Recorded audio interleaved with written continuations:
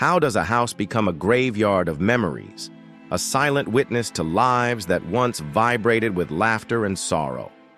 I stood before the old Victorian at the end of Maple Street, its peeling paint and sagging porch, whispering secrets that the wind seemed all too eager to carry away. It was a house that had consumed entire families, their lives evaporating like morning dew, leaving behind only echoes and unanswered questions.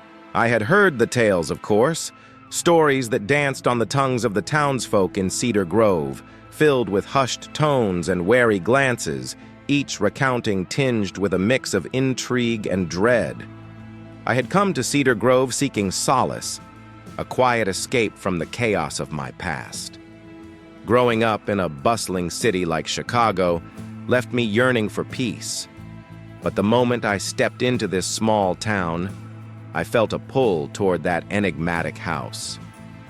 It was as if the very walls cried out for someone to unearth the truth of what had happened within them. With a heart heavy with my own unspoken grief, I found myself drawn into the mystery, despite the warnings that lingered in the air, like the scent of decay. They said the Turner family had vanished without a trace one fateful night, leaving everything behind: half-eaten dinners on the table, shoes still by the door, and a dog that barked forlornly until its voice gave out. I couldn't help but wonder what had happened to them. Did they leave willingly, or were they taken by something more sinister? The locals averted their eyes when I asked, as if the very mention of the Turners summoned shadows from the past. I resolved to uncover the truth. After all, I had my own shadows to confront. As twilight descended, painting the sky in hues of violet and orange, I approached the house. The air grew thick with an otherworldly tension, as if the very atmosphere held its breath.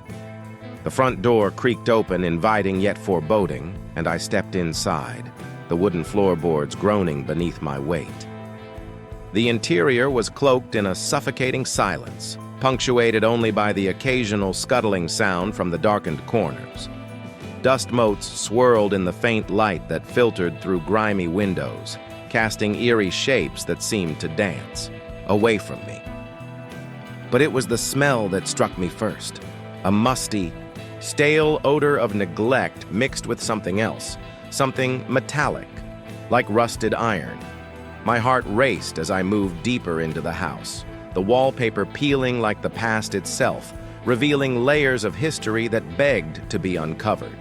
Each room felt alive, as if they could remember the laughter and arguments that once filled the space. I paused in what must have been the living room, where a faded portrait hung crookedly on the wall. It depicted the Turners, their faces frozen in a moment of happiness that now felt haunting. I reached out, my fingers brushing against the frame, when suddenly the air shifted. A chill crept down my spine, and I turned sharply, sensing a presence, a flicker of movement just beyond my line of sight. My breath hitched in my throat as I scanned the room, dread clawing at my insides. Had I come here to escape my own ghosts, only to awaken theirs? But when night fell, something inexplicable happened.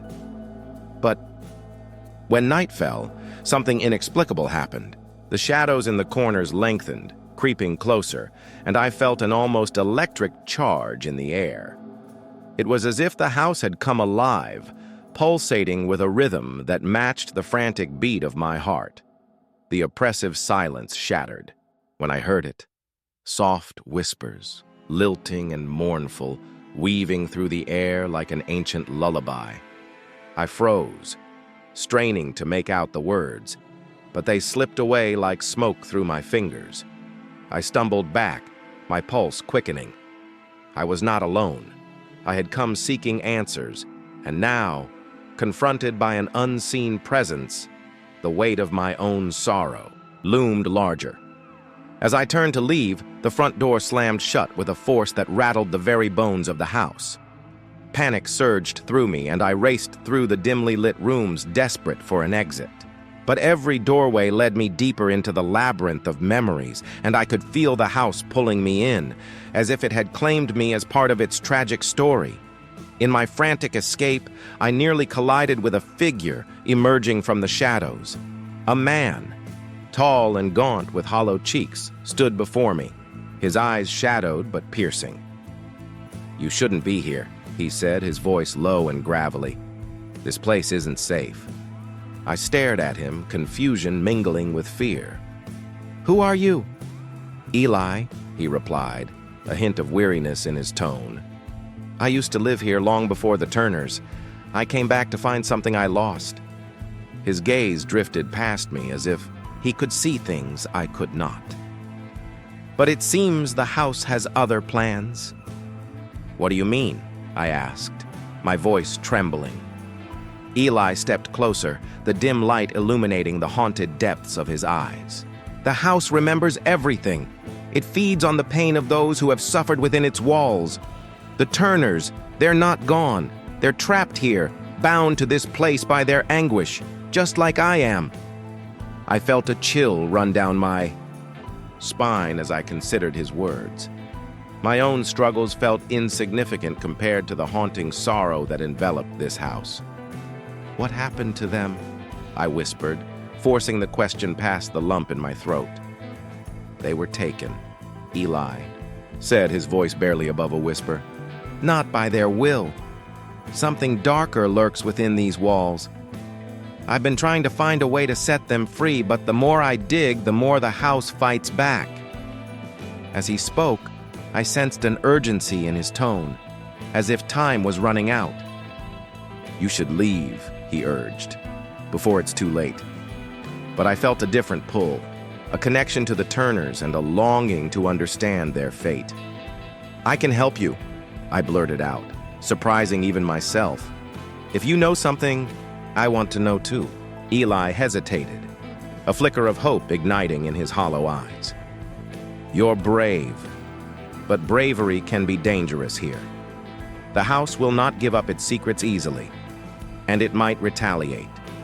It feeds on fear, on despair."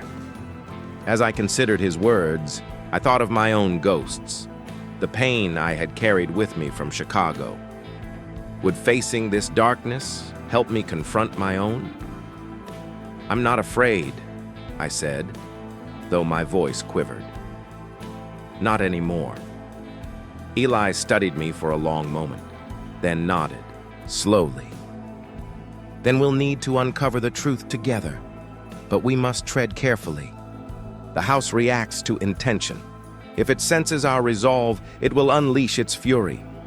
With our fates intertwined, I felt a surge of determination. I was no longer just a visitor. I was part of this haunting, and it was time to confront the shadows that loomed large. Little did I know, the deeper I ventured into the mystery, the more I would unravel the threads of my own past, intertwining it with the tragic fate of the Turner family. And as we stepped deeper into the bowels of the house, the whispers grew louder, urging us onward into the abyss of revelation. As Eli and I stepped into the narrow corridor, the whispers swirled around us like a storm, intensifying with each step. The air felt thick, charged with a palpable energy that threatened to pull me under. I clutched the walls for support, my heart pounding in my chest. Doubt gnawed at the edges of my resolve. Could I truly face whatever haunted this place? "Stay close," Eli murmured, his voice barely audible over the cacophony. I nodded, but even as I did, I felt an unsettling shift in the atmosphere. It was as if the house had taken notice of our intentions, and it was not pleased. We reached a door at the end of the corridor. It was old, the wood splintered and darkened with age, but something compelled me to grasp the handle. "This is where they kept the family," Eli said, his expression grave. "I can feel it." I hesitated, the echoes of my own past creeping back. Memories of my own family's struggles flashed through my mind, the arguments, the heartache, the lingering sense of abandonment. I had fled to escape, Yet I had returned seeking closure. But what if this house held the truth I wasn't ready to confront? With a deep breath, I pushed the door open. The room was dimly lit, filled with remnants of lives once lived. An overturned chair, a discarded toy, the faint smell of decay. As we stepped inside, the whispers crescendoed, forming a dissonant harmony that made my skin crawl. I felt a sudden jolt of vertigo, and for a moment, the room seemed to shift around me. "Are you okay?" Eli asked, concern etched into his features. I stuttered, gripping the doorframe. The room spun, and I stumbled. As I tried to regain my balance, a vision flashed before me, vivid and jarring. I was a child again, standing in this very room, surrounded by laughter that turned to screams. The faces of my family morphed into the Turner family, their eyes wide with terror. Their mouths moving, but no sound came out. "No!" I gasped, shaking my head. "This can't be real!" Eli's eyes widened, and he stepped closer. "What did you see?" "I don't know," I cried, panic rising within me. "It felt like I was part of something terrible. But I've never been here before. How could I know?" The room quaked, and the whispers turned into a wailing chorus, drowning out my thoughts. I felt the walls closing in, the shadows growing bolder, pressing against me like a vice. Eli reached for my arm, but I recoiled, my breath coming in shallow gasps. It's not just the Turners, I realized, the horror of the revelation crashing down on me. There's a connection, something from my past, the pain, the loss. It's all intertwined. Eli's expression shifted from concern to understanding. "You're not losing your mind. The house is revealing what it wants you to see, but it may be more than just echoes of the past. It's feeding on your fears, your regrets." Suddenly, the room went silent. The oppressive weight lifted, but an even greater dread filled the void. I could feel eyes on me, and with a sickening twist in my stomach, I understood. The presence in the house was aware of my turmoil and was using it against me. "I need to remember," I whispered, the resolve returning to my voice. "We need to dig deeper. If I can face my own demons, maybe we can free the Turners and break this cycle." Eli nodded, determination sparking in his eyes. But as we turned to leave, I felt a cold breeze sweep through the room, carrying a single word that sent chills racing down my spine. "Stay." The house wasn't done with us yet, and I knew the true battle was just beginning. I steadied myself, the cold breath of the house lingering, urging me to stay. I could feel Eli's presence beside me, but I was acutely aware that this wasn't just about us anymore. The whispers had returned, echoing with a fervor that seemed to claw at my mind. I had to face this. Whatever it was that haunted the Turners and, in turn, my own heart. "Eli," I said, my voice trembling but firm. "We can't leave. We have to confront whatever is here. It's using my past against me, and I won't let it win." He nodded slowly, his expression shifting from fear to fierce determination. "I'll stand by you, but we need to ground ourselves, remember who we are. Together." With a deep breath, I closed my eyes, allowing the memories to wash over me. I could hear the laughter, the joy, but it twisted into chaos. The arguments, the tears, the sense of abandonment. "I'm not afraid of you!" I shouted, my voice echoing in the stillness. "I'm done running!" The room shuddered, and a figure began to materialize before us, a swirling shadow that took on the form of a woman. Her face was obscured, but I could feel her sorrow, her rage. "You shouldn't have come back," she whispered, her voice layered with anguish. "You're not ready to face the truth." "I am ready," I yelled, stepping forward. "You think I don't know pain? You think I don't know loss? I've buried it deep, but it's still a part of me. I've lost my family too, and I refuse to be your prisoner." The shadow lunged, and I felt an icy grip on my heart.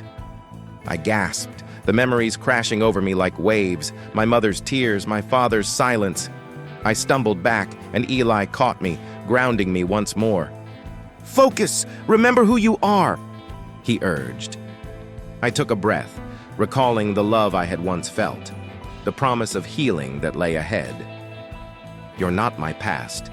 You're a shadow, a remnant of what I've overcome." I felt the warmth of Eli's hand in mine, an anchor to reality. Suddenly, the room erupted with light, the figure writhing in confusion. "No, you cannot escape!" she shrieked, the whispers rising to a deafening crescendo. "Watch me!" I screamed, summoning every ounce of strength. "I am not defined by you!" I felt a surge of energy, a force pushing back against the darkness. And as I did, I heard Eli's voice intertwining with mine, a chorus of strength and defiance. "Together!" he shouted, and in that moment, I understood. The power of our connection was greater than the pain that bound us. The shadow screamed, a sound that twisted my insides, but I stood firm. In a blinding flash, the room exploded with light, the eye shadows dissipating into the ether. I felt the weight lift, the whispers fading into silence, but as the light dimmed, I saw the remnants of the entity retreating, a lingering threat that promised it was not over. "We did it," Eli said, breathing heavily beside me, but I knew we had only begun to scratch the surface. "But I can still feel it lurking." "I know," I replied, my heart racing. "This isn't the end. We have to uncover the truth behind the Turners, the pain that binds us all. We need to go deeper." As we stepped back into the now quiet room, I braced myself for what lay ahead. The house had revealed part of its secrets, but I sensed there were more layers to peel back. The battle was far from over, and I was determined to face it, no matter the cost. I could still feel the tremors of that confrontation pulsing through me, a mixture of adrenaline and fear mingling with an unquenchable desire for answers. The warmth of Eli's hand was a lifeline, but as I started to regain my composure, a wave of exhaustion washed over me. I had faced a darkness that clawed at my very essence, and although I had emerged from the battle, I could sense the scars it left behind, both physical and emotional. The room felt different now, lighter, yet still heavy with remnants of the past. I glanced at Eli, whose eyes held a blend of pride and concern. "You did it," he said softly, but I could see the worry etched on his face. "You faced her, but are you okay?" I nodded, though I could feel the ache in my chest, the weight of unresolved grief and regret. "I will be, but I can't shake the feeling that this isn't over." As I spoke, a flicker of movement caught my eye near the window. A shadow danced just out of reach, leaving me unsettled. The remnants of the entity may have been banished, but I knew it would take more than a confrontation to truly rid the house of its lingering darkness. "Look," Eli said, pointing to the floor where the light had shone most brightly. "There's something there." I knelt, brushing aside the dust to reveal a small, ornate locket embedded in the wooden floorboards. It was cold to the touch, and as I opened it, a faded photograph slipped out. Two young girls with bright smiles, one of them unmistakably resembling me. Below it was a name scrawled in delicate cursive, Clara Turner. "Who is Clara?" I whispered, my heart racing. The name echoed in my mind, a tether to a past I didn't fully understand. The more I uncovered, the deeper the mystery seemed to grow. Had this girl been part of the Turner family? What had happened to her? As I looked up, I noticed Eli's expression shift. He was staring at the doorway, his face paling. "We're not alone," he murmured. I turned to see a figure standing in the shadows. A woman, her features blurred but her eyes glistening with tears. "You need to help us," she said, her voice trembling. "Who are you?" I demanded, my heart pounding in my chest.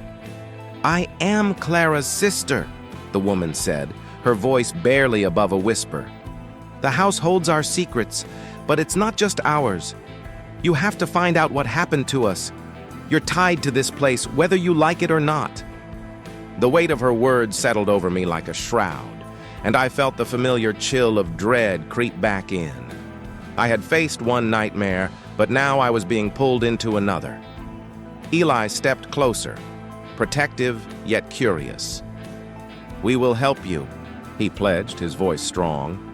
"But we need to know everything." As the woman began to speak, I felt the house shift around us, the walls vibrating with ancient energy. The confrontation had opened a door, but it had also revealed a web of unresolved stories, each thread leading deeper into the darkness of the Turner legacy. I glanced back at the locket in my hand, its weight heavy with promise and peril. I was no longer just a visitor. I was a part of this haunting narrative, and the truth was calling me forward into the depths of the unknown.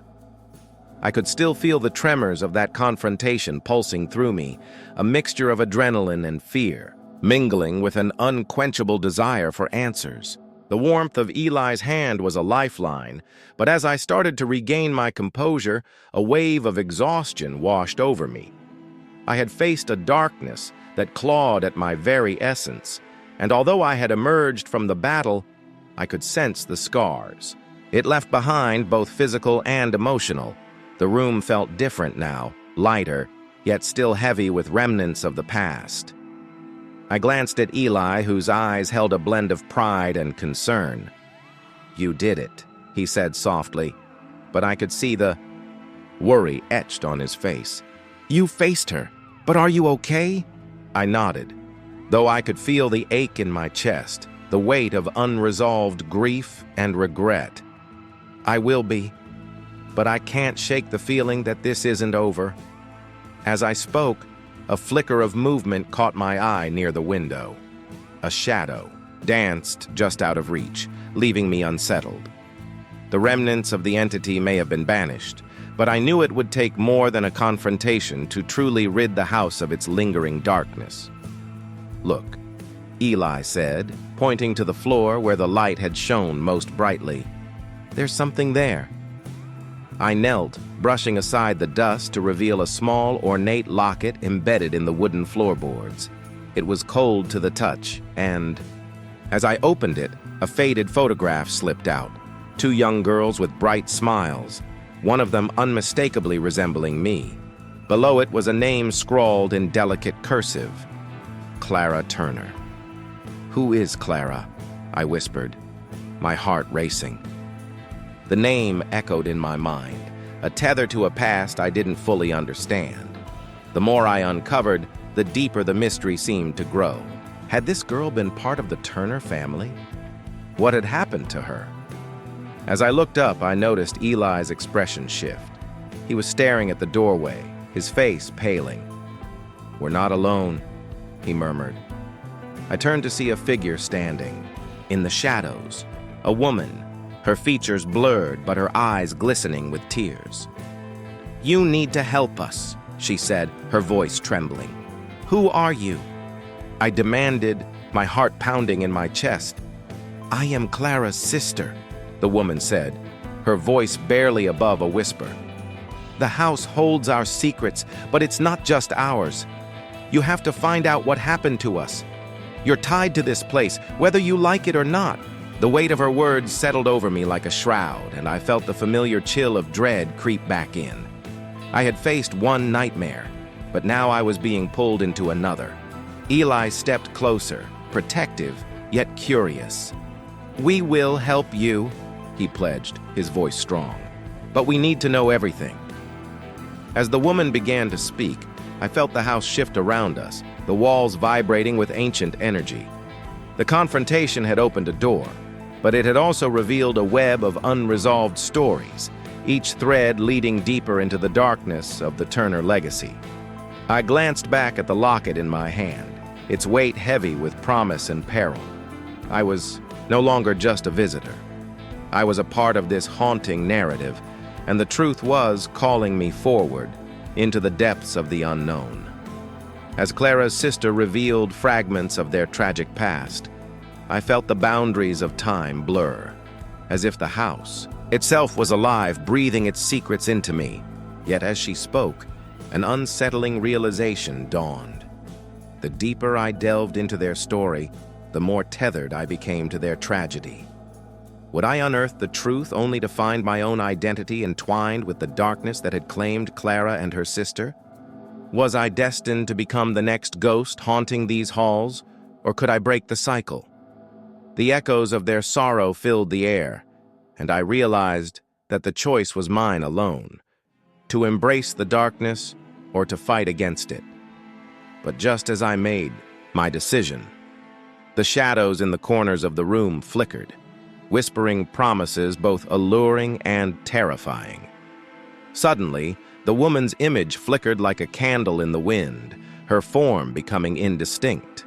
"Remember," she urged, as her voice faded into a chilling silence, "the truth is a double-edged sword." In that moment, I understood that I stood at a precipice, teetering between two worlds, the one I knew and the one that sought to claim me.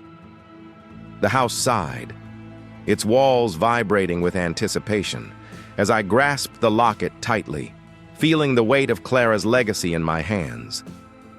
And then, in an instant, the room was still. Eli's hand fell away, and I was left alone, the shadows dancing around me, waiting for my next move. If you enjoyed this story, don't forget to like and subscribe to the channel for more stories like this.